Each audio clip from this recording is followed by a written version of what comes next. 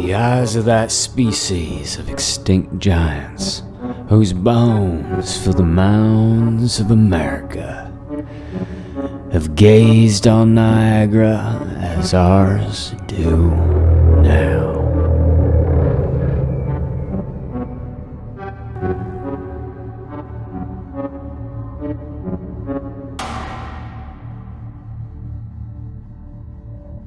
Beneath the thundering majesty of Niagara Falls lies a story whispered through the ages.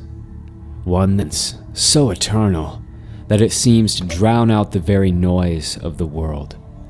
His tall frame is still, silhouetted against the mist, his hat held in one hand, his other resting lightly on the wooden railing. He gazes out, not just at the cascading water, but at something beyond it, something ancient and unknowable. His brow furrows, and for a fleeting moment, a wistful smile tugs at the corner of his mouth. Giants, he whispers under his breath, the word barely audible, as if speaking it aloud might disturb the ghost of the past. Giants. His mind wanders to the tales that he's read. The curious reports from distant towns, earth cracked open to reveal bones of impossible size, skulls that seem to belong to a race of men forgotten by history. He wonders if they stood here, right here, on this precipice, staring into the same unyielding torrent, their footprints now long erased by time. This place now, a spectacle for tourists. A chill dances up his spine, and he draws his coat tighter around him. They were real, these giants. He feels the weight of history pressing against his chest, the stories of those who came before merging with the unending flow of the falls. He breathes in and murmurs to himself, "Here they stood."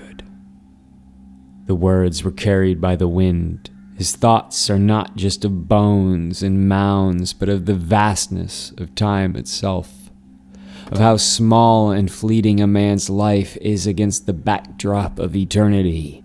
The falls remind him of this truth, their ceaseless roar echoing the passage of all things, giants, men, nations, all swept away like so many drops of water into the endless current. And then he stops, and he says to himself, "I must put this in a speech." Curious that Abraham Lincoln chose to mention giants. This cryptic phrase has ignited a storm of speculation, linking Abraham Lincoln to the shadowy tales of massive skeletons reportedly unearthed from Native American burial mounds across the United States during the 19th century. So was Lincoln speaking in metaphor, honoring the memory of the ancient peoples who were not giants, but once thrived upon this land? Or could he have been swayed by the sensational reports of his era that the Smithsonian desperately tried to snuff out? These accounts of towering skeletal remains that fueled both fascination and fear. Though many dismissed these discoveries as exaggerated or outright fabrications, they remain a cornerstone of fringe archaeology and the endless intrigue of conspiracy lore. The Nephilim have survived. So where are they today?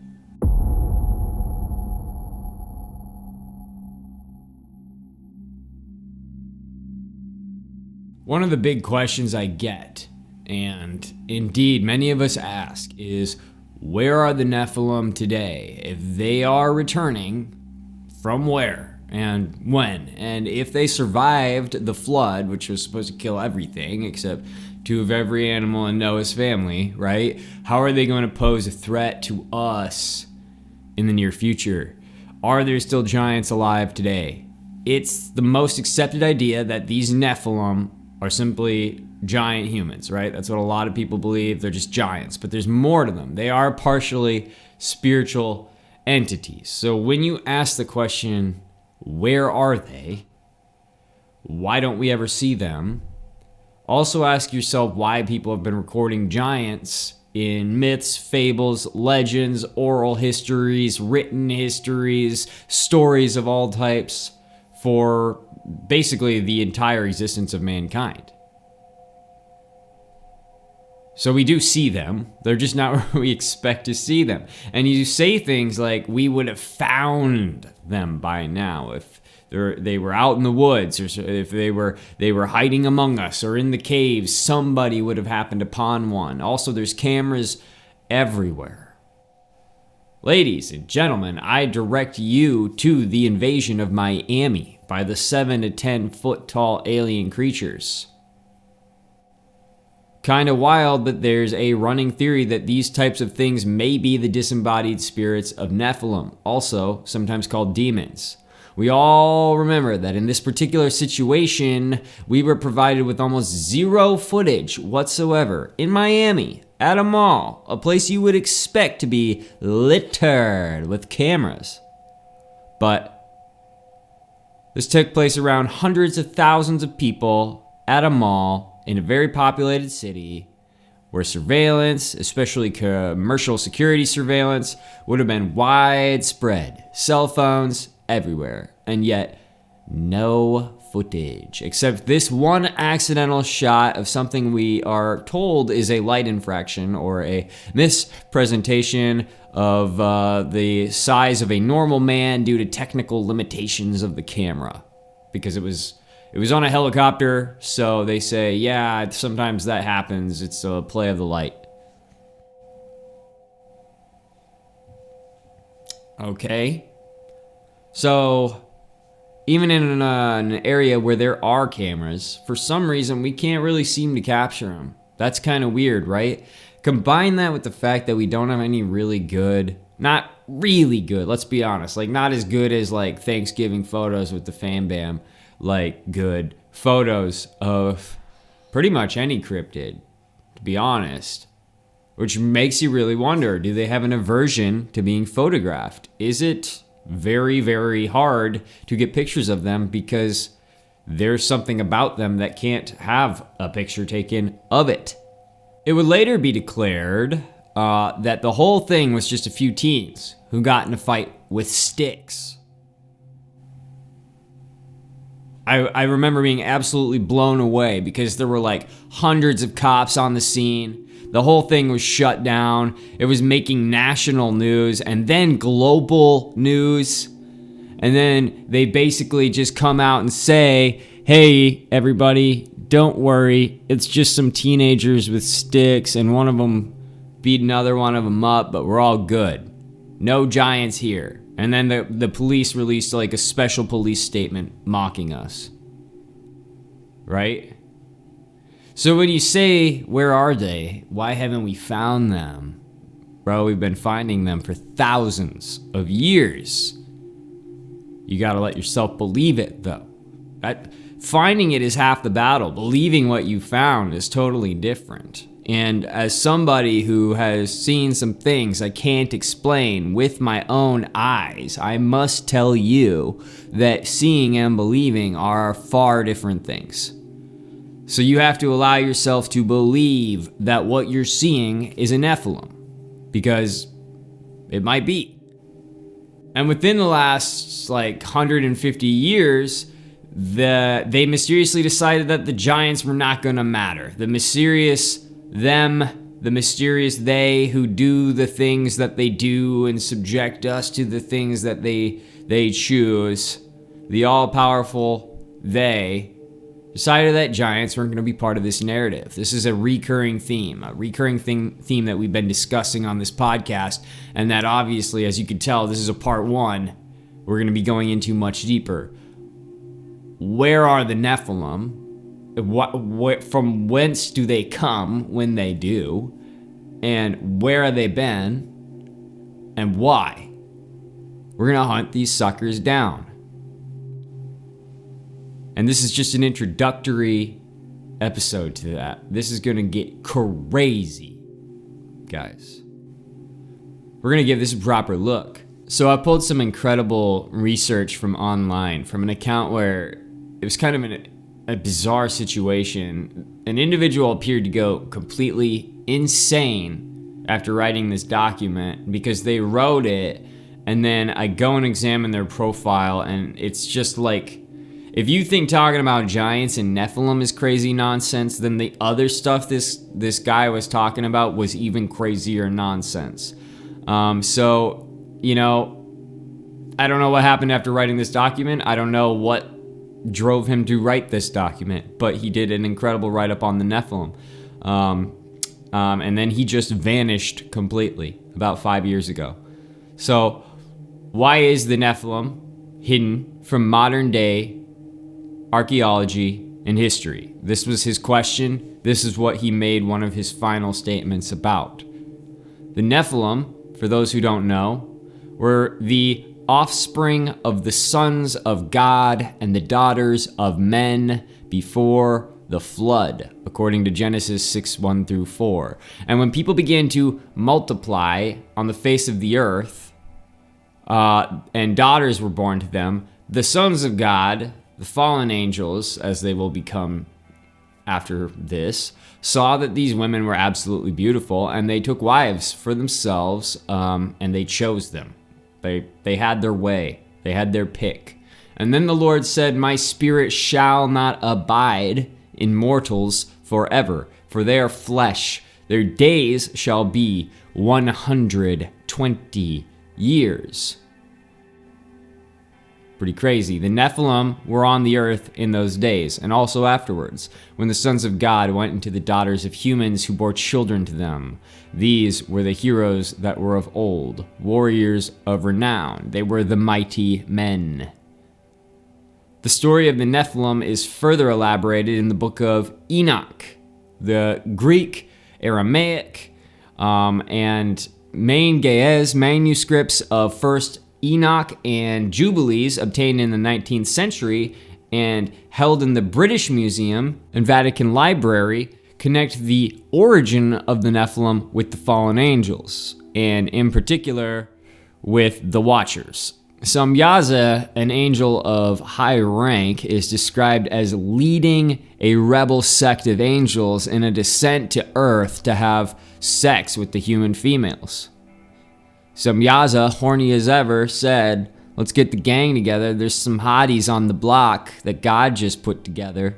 Let's go check them out." And it came to pass that when the children of men had multiplied, that in those days were born unto them beautiful and comely daughters.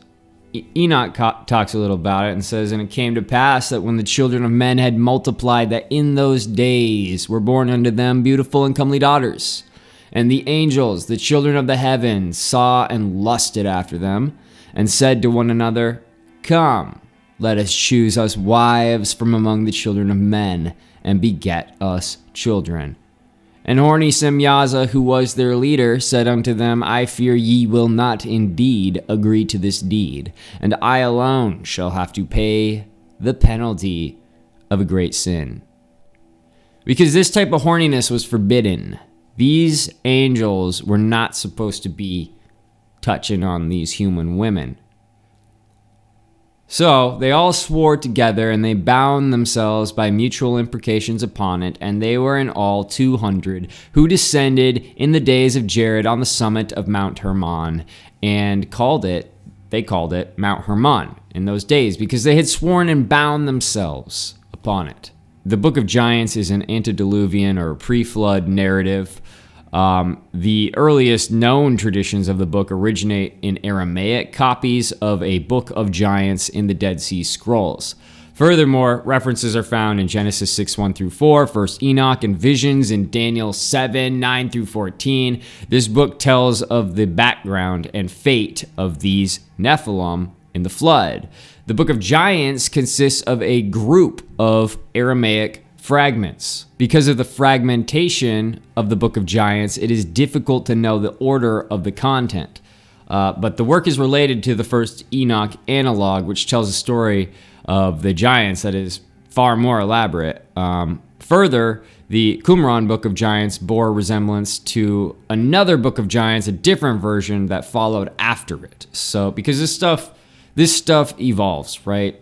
It just does, unfortunately, and a lot of stuff does get messed up. That's why you have to constantly be looking for new sources. You have to constantly be questioning what you have. You have to constantly be efficiently vetting your information and relearning stuff, because just because it happens to snake through into Christianity does not mean that it's necessarily true. The Book of Giants is an expansive narrative of the biblical story of the birth of giants, as outlined in Genesis 6, 1-4. And in this story, the giants came into being when the sons of God had sex with mortal women who birthed a hybrid race of giants. All right, we talked a little bit about hybrids in the last episode, a lot about hybrids in the last episode, and we've talked about hybrids probably more than anything on this podcast. These giants partook in destructive and immoral actions. They wreaked havoc upon us, and it devastated humanity.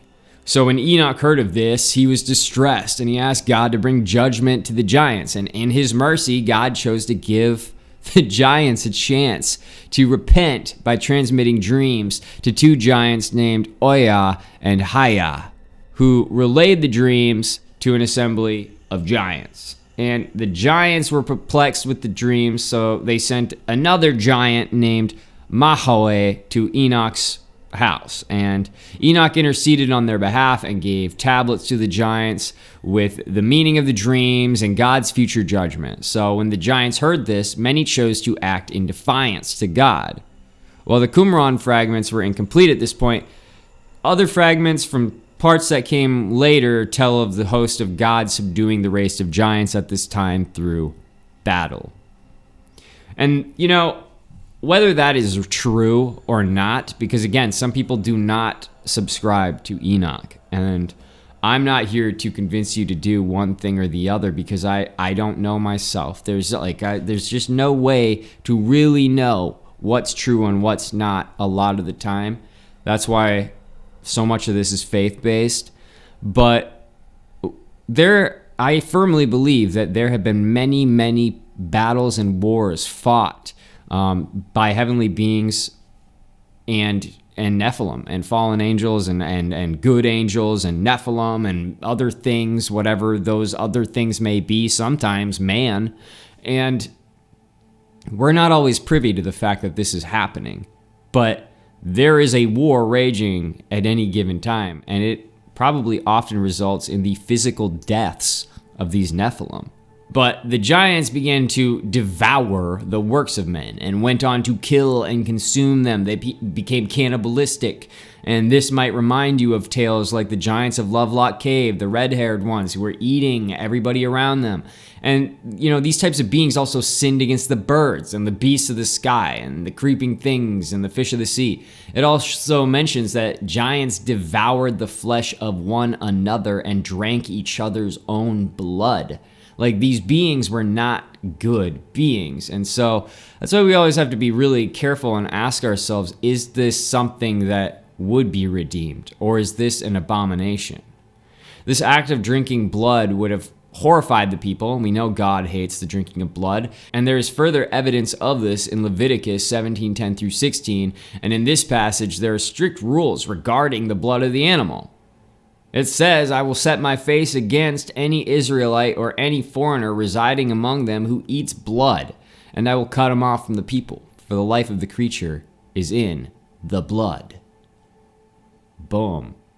The text relates how some giants, some sons of the fallen angels, have some dreams that foresee the biblical flood, and there's a brief mention of one of those giants, this Oya, who is found in the Babylonian Talmud, where it is said Sihon and Og from the book of Numbers were brothers, as they were the sons of Ohia, the son of Samhazai, one of the leaders of the fallen angels in the book of Enoch.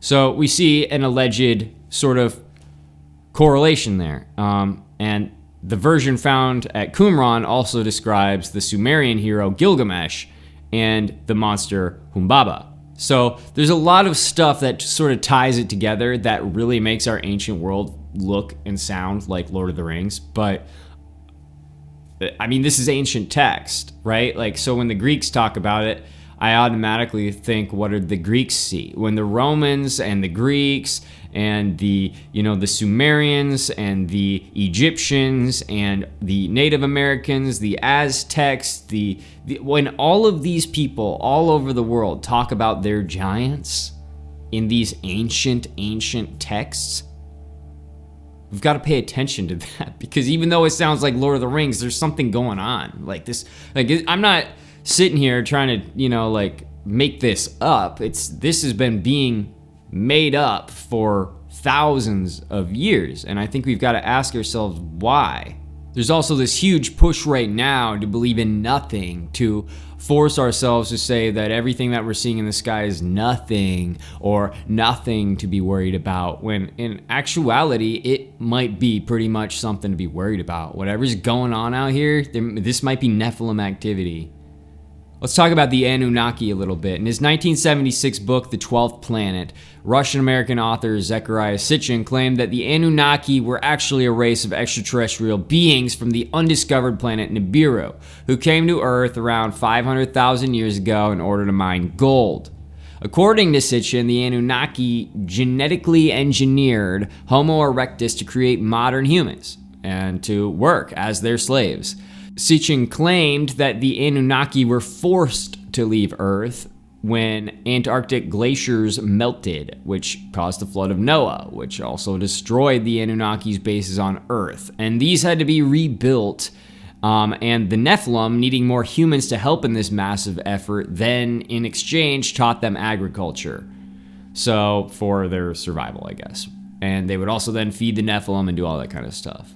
Ronald Fritz writes that, according to Sitchin, the Anunnaki built the pyramids and all the other monumental structures from around the world that ancient astronaut theorists consider so impossible to build without highly advanced technologies. Sitchin also claimed that the Anunnaki had left behind human-alien hybrids, some of whom may still be alive today, unaware of their alien ancestry. And this goes along with what we've been saying about the NPCs.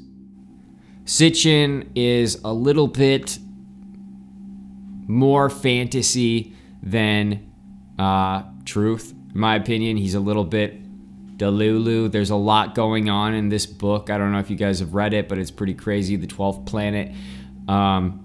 So we know that it wasn't all that. They're probably not on Nibiru. There really may have been a great battle, and that's why we talk so much about the rings of Saturn in that context. A great space battle that took place that resulted in a planet being absolutely obliterated. I'm not saying that whole idea doesn't align with anything that I believe. I'm just saying that I don't think everything in Sitchin's book, which is a science fiction, by the way, I don't think it's all quite on the dot.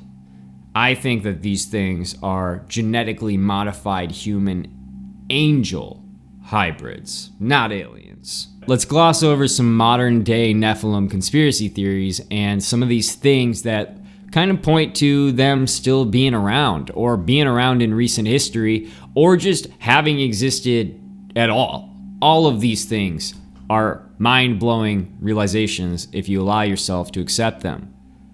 So we've got the giant skeletons that have been being unearthed from ancient burial mounds across America forever. And now they just stopped telling us about it, but they also make it illegal to dig up burial mounds, which of course is probably right. We don't want anybody going and grave robbing, right? But it's very convenient that they're not even being really studied anymore. And that's because they can't stop finding giant bones in them. And you can find hundreds of documents about this. Like it's common knowledge that they were digging up giants everywhere in the world. And there's even crazier stuff in other countries a lot of the times too.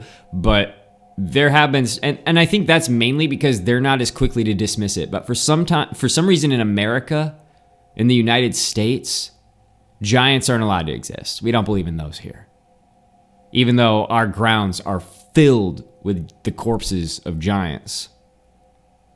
Furthermore, the Smithsonian kind of half admits to the destruction of thousands of giant human skeletons in the early 1900s. And we know that they were paying farmers and grave robbers to dig them up and destroy them or turn them in. There's also that crazy story about the US soldiers who claim to have shot and killed a 12 to 15 foot giant in Afghanistan. You guys may have heard that story, the Kandahar giant. So where are the giants? Well, there's some of them running around in the Middle East still. Giant skeletons have been uncovered in Saudi Arabia as well. There was a graveyard of giants found in China. There have been giant human skulls with horns allegedly discovered in North America. There have been gigantic giants found in Australia, at least the remnants of them. And Bulgaria, all over the world, we find these giants. There was even a giant found in an official archaeological dig by the Iranians. We've got giant skeletons coming out of Greece. We have a 38 centimeter long finger found in Egypt. Right? We have elongated skulls and double rows of teeth. We have 6 fingered pictographs. We have 13 crystal skulls that have been found. And don't even get me started on the rumors of the ones that are being imprisoned in Antarctica. But today we're going to talk a little bit more about the Kandahar giant. And I already mentioned this one in another episode, and a lot of people have talked about the Kandahar giant. It's a very, very popular story. But for those who haven't heard it, rather than the old skeletons, because I am interested in the old skeletons, of course, but I'm also interested in knowing where they are right now, knowing where the live ones are. Are they in the earth? Are they in the oceans? Where exactly are they hiding? Right? The Kandahar giant conspiracy theory is cool because it's about US soldiers fighting and taking a 12-foot to 15-foot fair-skinned, red-haired giant with 6 fingers and 6 toes in Afghanistan. Soldiers at the base began to hear rumors of a man being killed that was 3 times the height of an ordinary human. Paranormal researcher L.A. Marzulli corroborated the account with 2 soldiers, and Afghan locals told stories of cannibalistic giants living in nearby caves. Stories of these giants in the Middle East are widespread among the people there. George Norrie interviewed the helicopter pilot that transported the Kandahar giant on Coast to Coast Radio, and the pilot said that it was a dead guy, about 9 to 12 feet, laying in a fetal position on the pallet. He was around an 1,100-pound guy. The pilot went on to corroborate that the giant was fair-skinned, red-haired, and had extra digits on his hands and feet. In 2002, a U.S. patrol had gone missing in a very remote area of Afghanistan. Another patrol was dispatched on a search and rescue mission, and one soldier on that patrol described what he saw after coming around the side of a mountain. As we bent around this corner, you could see the opening of the cave, and then I see a lot of rocks, which is another oddity, and then bone matter. I'm not close enough to identify what kind of bones, but I did see what I knew to be a piece of our communication equipment. So instantly, we're thinking ambush. Maybe animal, could be anything. There was enough room in front of the cave, but it had a sheer drop-off. But there was enough room that we got into a decent dispersal in case of ambush. Not long after they had gotten into that dispersal formation, they saw something emerge from the cave that, despite their preparation, caught them fully off guard because it was a man, at least 12 to 15 feet in height. This is a monster. Red beard, with his hair longish past his shoulders, and it's a scarlet red. And his buddy Dan runs at him and starts shooting, which broke all of us, he says, into the reality because it was surreal. While Dan is moving at him, another bro of mine is laying down fire, and I start firing. He skewers Dan. He's now got him on his pike. It went through him. He's got him, and he's coming after more. Eventually, the giant was killed, but Dan had also been killed. And the patrol unit was soon visited by a helicopter that dropped some cargo netting. They were told they had to bundle up the giant in the netting, and soon after they were done, a larger helicopter came by, dropped a hook, and the giant was carried off. The soldier confirmed that the red-haired, fair-skinned giant had 6 fingers on each hand and 6 toes on each foot, which is a characteristic of the Nephilim.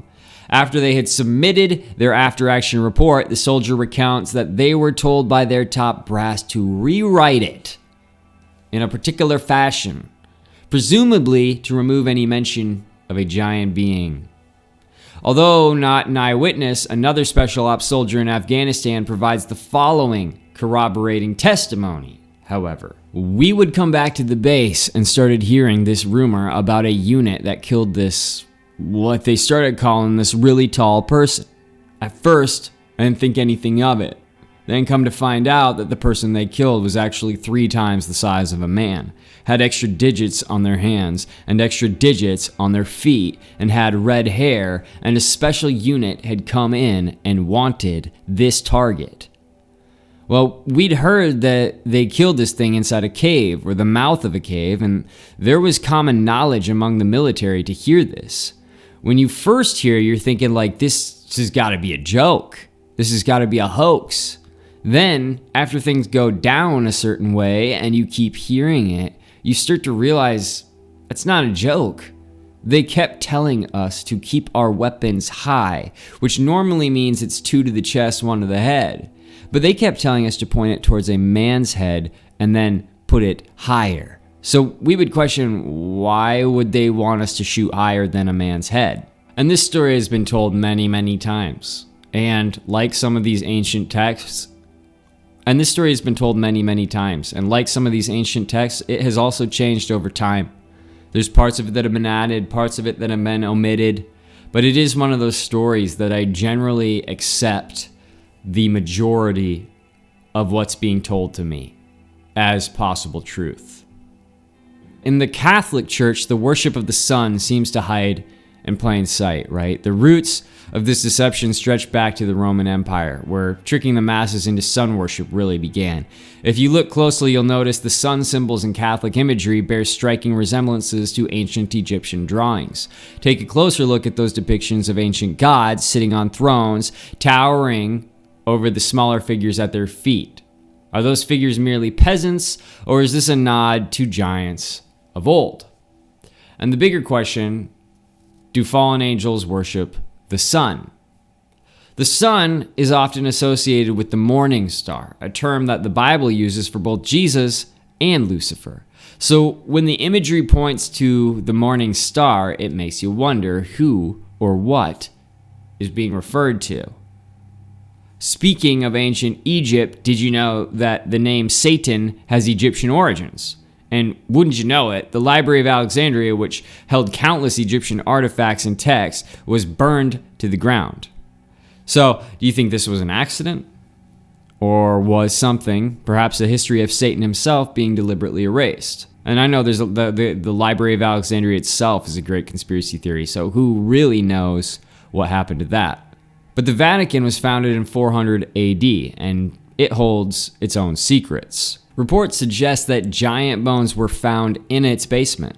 Giant bones. In the heart of one of the most influential religious institutions in history. This would make a lot of sense to me. The Catholics love to collect relics of all types, both secular and Christian. They would most certainly be interested in maintaining a collection of such artifacts as Nephilim bones and body parts, as these are the descendants of some of the false gods that they worship in secret and sacrifice children to, and all hail while they do their little finger parties. And they aren't the only ones connected to this mystery either. Enter the Smithsonian. This renowned institution has been accused of covering up evidence of giants for hundreds of years, even admitting to the destruction of thousands of giant skeletons. Skeptical? Consider the fact that the Smithsonian wasn't just interested in giants. According to records, the Smithsonian CEO left funds in his will to sponsor an expedition to the Hollow Earth to collect plant life for the museum. Allegedly, and curiously, this expedition was never completed, so why not? Why not? There's some crazy stuff with the Smithsonian. They're clearly the narrative crafters of our life.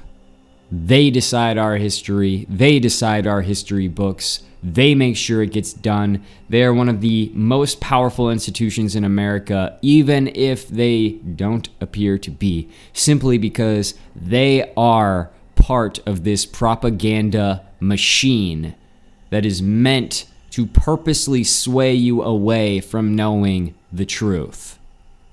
The story doesn't end there, though.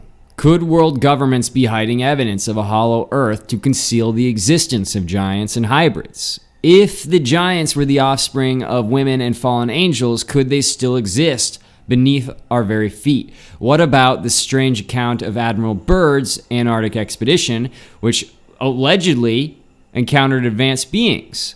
And they just kind of like swept that under the rug too.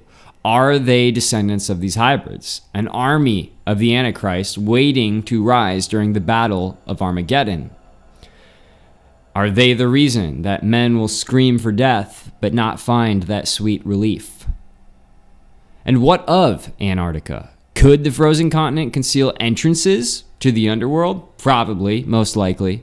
Some speculate that NASA was created to focus our eyes on the stars and away from what lies beneath us. What might we find if we looked downward instead of upward? It's clear that history as we know it may not be the truth at all. The elites have rewritten it, shaping it to serve their purpose. Religion has often been wielded as a tool of control, a way to keep the masses compliant. And that's why I don't follow organized religion. Instead, I place my faith in God, the Son Jesus, and the Holy Spirit. It's the Holy Spirit that guides us toward the real truth, the truth that lies hidden beneath all of these layers of deception. So keep searching, keep questioning, and always look beyond what you've been told, because the answers might be closer than you think. And if you look, sometimes you can find encounters online of people who genuinely believe that they've had encounters with Nephilim in the current modern age, in their pure Nephilim form, not in demon, spirit, or Bigfoot costume. This next story comes from one such person. It was the spring of 2007. My then boyfriend and I were on our way from New York down to Miami to go to a music festival.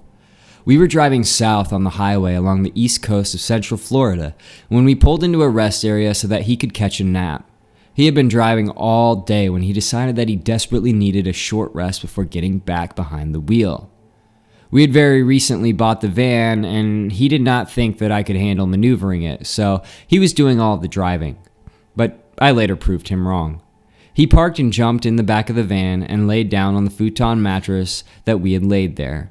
He told me to leave him alone and then proceeded to pass out from exhaustion. I was pretty freaked out because the rest area building was unmanned, locked up, and dark inside. The restrooms were closed. The small rest area building was surrounded by dark woods. There were about 4 other cars in the small parking lot, but no sign of any drivers, so I imagined they were having an emergency laydown as well.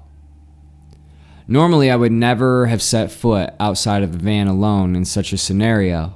My instincts told me not to get out of the van, but I had taken some Midol for my menstrual cramps, and they had given me brutal nausea. I needed some pretzels. I mustered up all of my courage, and I opened up the passenger side door and squeezed through the space between our vehicle and the vehicle that was parked directly next to ours. And as soon as I had a clear line of sight to the front of the rest stop building, I saw the thing. I saw it, clearly. Straight ahead, I saw the brightly lit front facade of the rest stop. And to the left of the doors was it. To the right of the doors was a vending machine. Immediately, it communicated with me. I was flooded with what I consider a telepathic message from this being. I cannot be seen. I cannot be seen.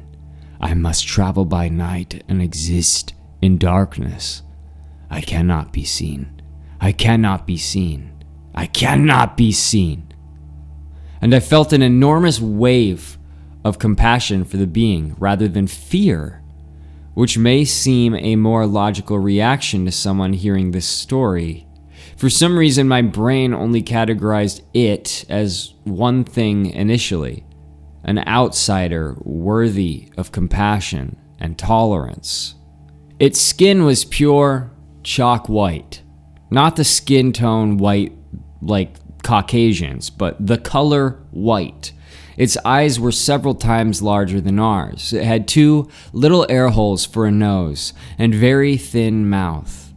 Its frame was completely concealed by its enormous, long, black hooded robe. It looked as though it was quite gaunt underneath, pretty frail looking. It was sitting on its bottom, knees bent, back against the brick front of the rest area. To the left of the front doors of the rest area, it was sitting with its back very straight, tall, and erect. It seemed in awe of me, or maybe in awe that I was actually approaching it. It looked vaguely like a human, very vaguely. Its face was snake-like. Its eyes were right on me. I threw a little everyday smile in its direction, and then I did something strange. I continued to walk toward the rest area even after seeing it. I walked towards the rest area building, closer to it.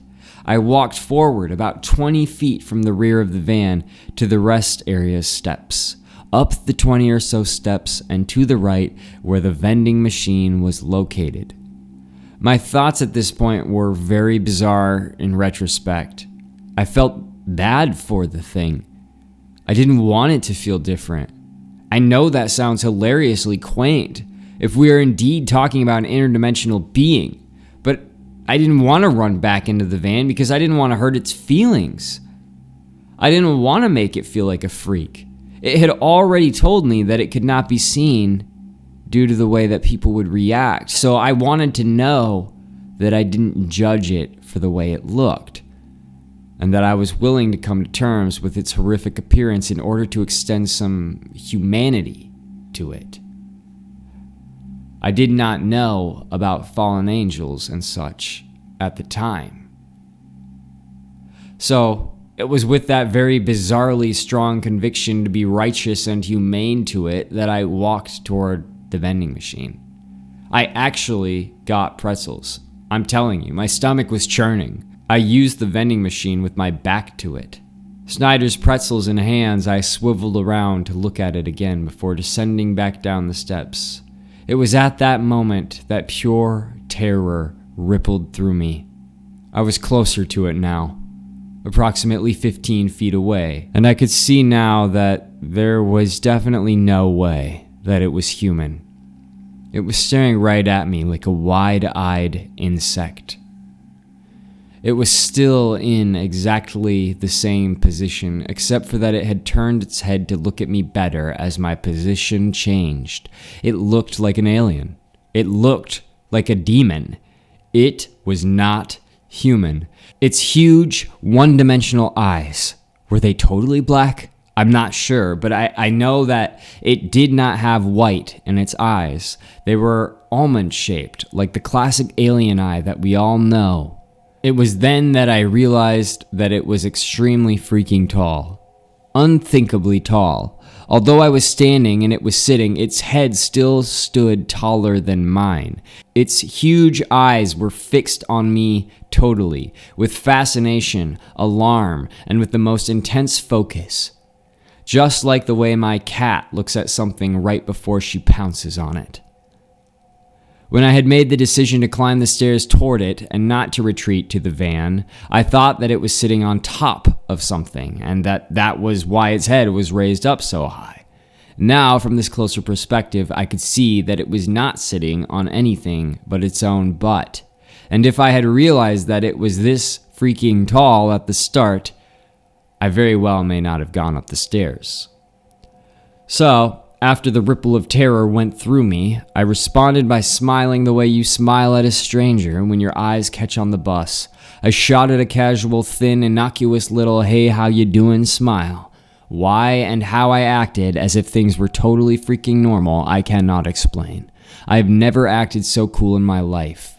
There's a Seinfeld episode when Elaine says that one of the reasons that she's a decent person is because when I see freaks in the street, I never ever stare at them, and yet I'm careful not to look away, see, because I want to make the freaks feel comfortable. So that's exactly what was going through my head, believe it or not. If I were to guess what the thing was doing when I encountered it, judging by its body language, I would say that it was somewhat displaced and resting. But I have no clue. Maybe it was in the middle of something far more sinister. It did not look like a mutant or an experiment. It looked ancient, timeless, placeless, but also graceful, and yet horrible. It was also firmly in this dimension when I saw it. It was not a hazy vision in the slightest. The lighting was not dim. It was not even a remotely ethereal experience. The extremely bright lights that illuminated the front facade of the rest area building revealed every contour of this entity. If only I had been closer, I could have provided much more detail about its facial features. As I was walking back to the van, I quickly strategized about how to make sure that my fear did not paralyze me and prohibit me from getting safely inside the car. I decided not to look back or even around me as I turned the key, because if I saw that it had moved or if I saw it coming towards me, I would have been too terrified to manage with the car keys. I got in the van and I locked the door. I screamed that we needed to leave immediately, and we did. As we drove away, about 90 seconds after it was my last sight, I looked out the window and saw that it was gone. There was nothing where it had been, just brick wall and concrete floor. She goes on to say that it plagued her for many months after, returning to her time and time again in her mind, telepathically. It does make you wonder how much of these mind diseases that go around these days are due deep down to Nephilim interference. And then we've got this whole alien thing going on. The disclosure that is already losing traction, by the way. Kind of weird how that happens. It's just like now nobody even cares. They told us that there's aliens, and then they invaded us with aliens, and then now we're just totally desensitized to it. All of us. Just like that. That's all it took. Right? Some of that stuff is absolutely insane too.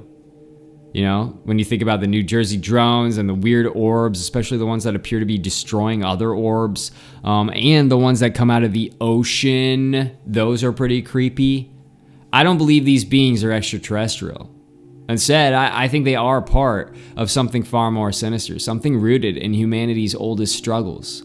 From the beginning, Satan has been tampering with DNA and genetics, creating hybrids like the Nephilim. These so-called grays, the tall whites, the reptilians, they're not visitors from other planets, guys. They're creations of his genetic experiments, because he cannot create something out of nothing, so he must manipulate. They must manipulate. And that's exactly what they do.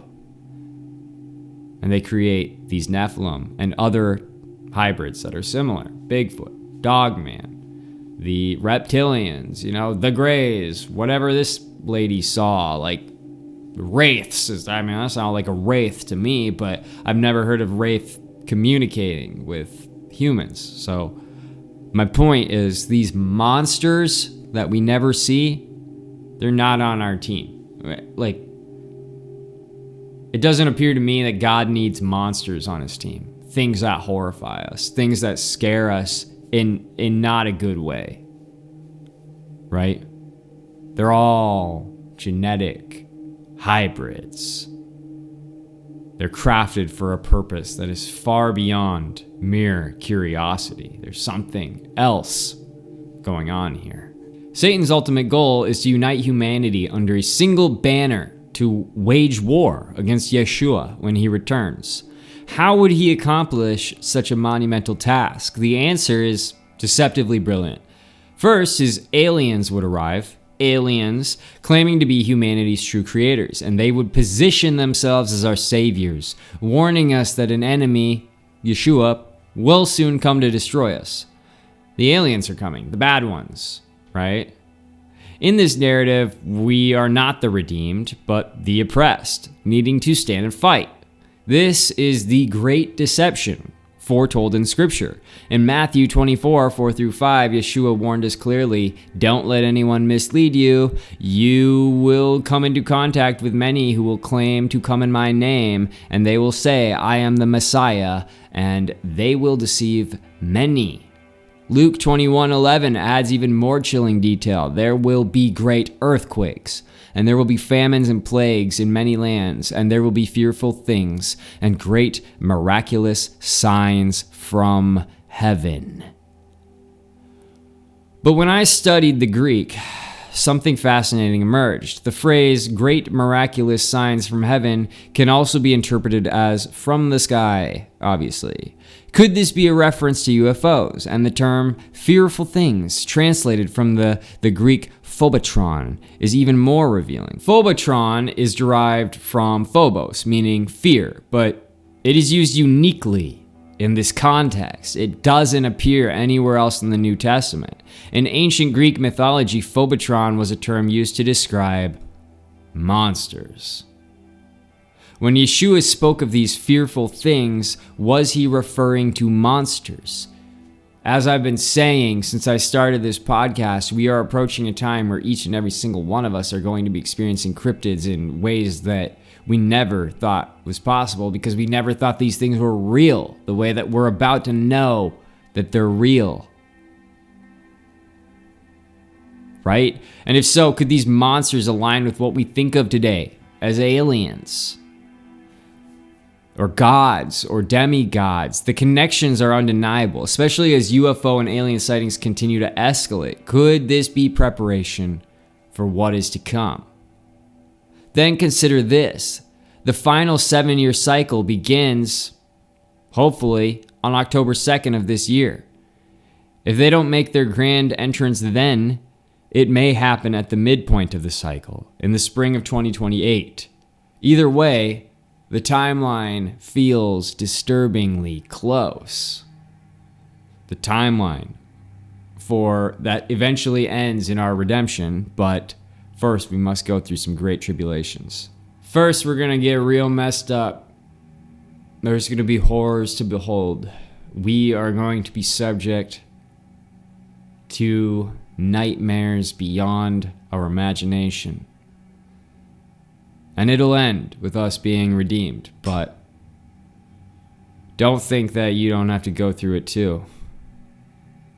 You're not going to be spared from everything.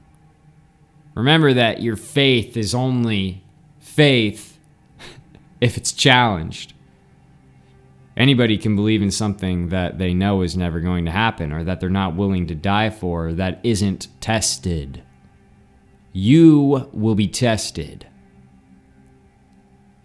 But let's take a look back at history. In 1937, Jack Parsons, an occultist who's deeply involved in esoteric practices, founded the Jet Propulsion Laboratory. Within a decade, his team developed prototype craft, one of which famously crashed in Roswell, New Mexico in 1947. And since then, the leaps in technology have been absolutely extraordinary.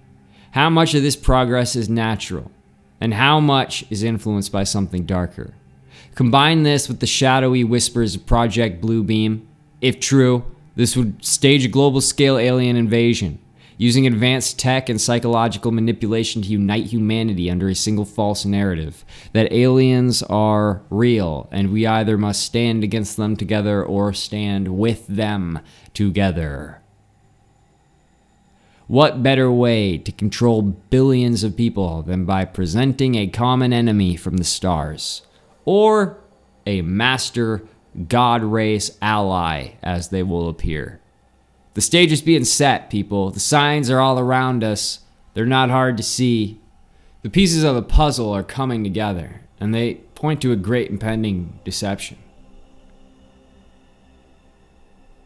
So just be ever vigilant out there, guys. It's a crazy world. This has been part 1. I'm excited to dive down into some of this and hunt down some Nephilim with you guys. Remember, give us a follow, give us a like. I appreciate all of your support. Don't drink the water and question everything. Later.